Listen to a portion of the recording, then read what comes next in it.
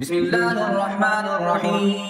تلك الرسل فضلنا بعضهم على بعض، منهم من كلم الله ورفع بعضهم درجات، وآتينا عيسى ابن مريم البينات وأيدناه بروح القدس. ولو شاء الله ما اقتتل الذين من بعدهم من بعد ما جاءتهم البينات، ولكن اختلفوا فمنهم من آمن ومنهم من كفر. ولو شاء الله ما اقتتلوا ولكن الله يفعل ما يريد. يا أيها الذين آمنوا أنفقوا مما رزقناكم من قبل أن يأتي يوم لا بيع فيه ولا خلة ولا شفاعة والكافرون هم الظالمون. الله لا إله إلا هو الحي القيوم، لا تأخذه سنة ولا نوم، له ما في السماوات وما في الأرض. من ذا الذي يشفع عنده إلا بإذنه، يعلم ما بين أيديهم وما خلفهم، ولا يحيطون بشيء من علمه إلا بما شاء. وسع كرسيه السماوات والأرض ولا يؤوده حفظهما وهو العلي العظيم.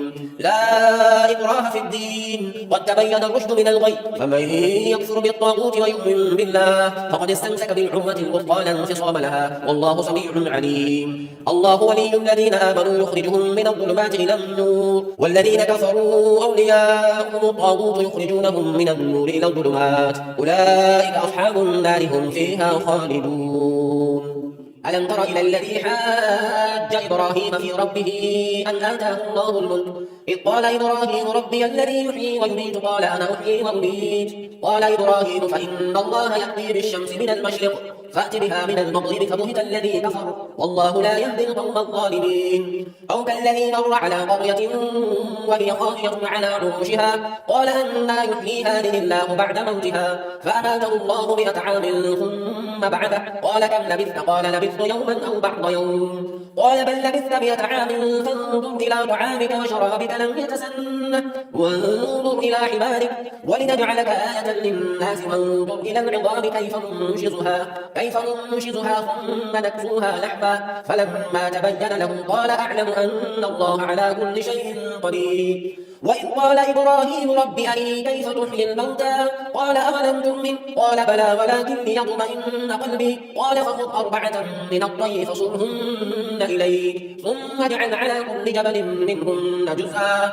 ثم ادعهن يأتينك سعيا واعلم أن الله عزيز حكيم. مثل الذين ينفقون أموالهم في سبيل الله كمثل حبة أنبتت 7 سنابل في كل سنبلة 100 حبة والله يضاعف لمن يشاء والله واسع عليم. الذين ينفقون أموالهم في سبيل الله ثم لا يتبعون ما أنفقوا منا ولا أذى لهم أجرهم عند ربهم ولا خوف عليهم ولا هم يحزنون. قول معروف ومغفرة خير من صدقة يتبعها أذى والله غني حليم. يا أيها الذين آمنوا لا تبطلوا صدقاتكم بالمن والأذى كالذي ينفق ماله رئاء الناس ولا يؤمن بالله واليوم الآخر فمثله كمثل صفوان عليه تراب فأصابه وابل فتركه صلدا لا يقدرون على شيء مما كسبوا والله لا يهدي القوم الكافرين. ومثل الذين ينفقون أموالهم ابتغاء مرضات الله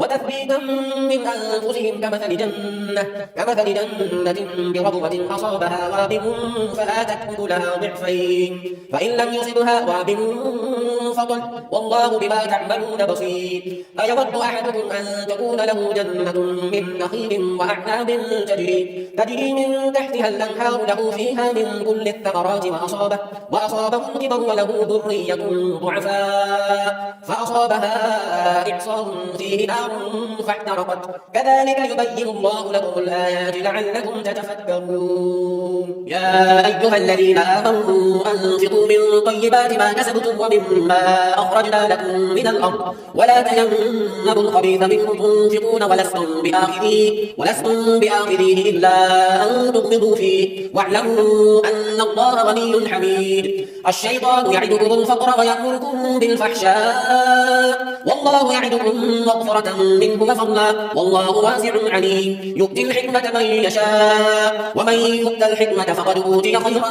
كثيرا وما يذكر إلا أولو الألباب وما أنفقتم من نفقة أو نذرتم من نذر فإن الله يعلمه وما للظالمين من أنصار إن تبدوا الصدقات فنعما هي وإن تخفوها وتؤتوها الفقراء فهو خير لكم ويكفر عنكم من سيئاتكم والله بما تعملون خبير ليس عليك هداهم ولكن الله يهدي من يشاء وما تنفقوا من خير فلأنفسكم وما تنفقون إلا ابتغاء وجه الله وما تنفقوا من خير يوفى إليكم وأنتم لا تظلمون للفقراء الذين أحصروا في سبيل الله لا يستطيعون ضربا في الأرض يحسبهم الجاهل أغنياء من التعفف تعرفهم بسيماهم لا يسألون الناس إلحافا وما تنفقوا من خير فإن الله به عليم الذين ينفقون أموالهم بالليل والنهار سرا وعلانية فلهم أجرهم عند ربهم ولا خوف عليهم ولا هم يحزنون